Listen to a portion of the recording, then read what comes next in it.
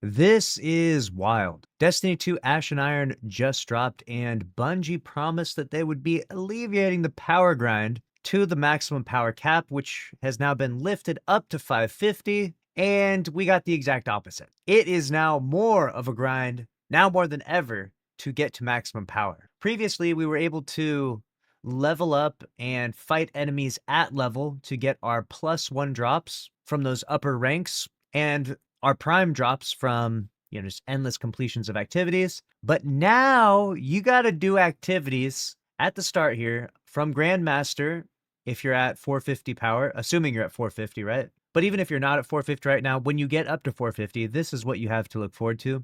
You are going to have to play the activity at a -50 power delta, which makes it extremely difficult to clear it even one time. And after you clear it just that one time, like say, for example, a solo Caldera, you'll get 1+1 power drop.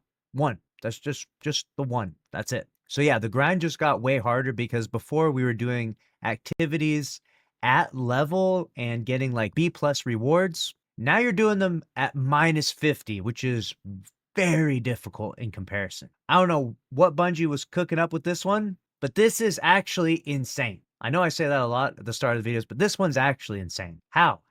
How is this possible? Clyde shared this on Twitter, and he said, "What are these portal changes at Destiny 2 team? Now we have to run -50 to get a +1 drop." So he shared his experience. I obviously saw this and was like, let me log in and see if this is actually how it is.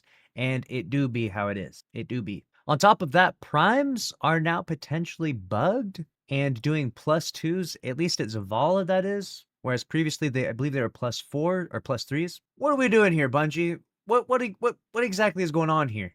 How is this even possible? This is crazy. We kind of were hoping that Ash and Iron would go live and the power ground would be a little more manageable, but we got quite the opposite. And the community is not happy about it. A lot of people are sounding off in the comments. A lot of people are sounding off on the forums. And feel free to give your ideas and thoughts down in the comment section here because it's crazy, right? Now, if you're looking to grind your power up to the 400s or even the 500s, you're more than welcome to do so. Nothing's stopping you, but you might want to wait a little bit because I got a feeling that after all the backlash goes through, Bungie's going to change their mind and alleviate some of the power grind here pretty soon. I think we give it 24, 48 hours before we get an emergency update going live because this is too much. This is nonsensical. People are going to log off left, right, and center.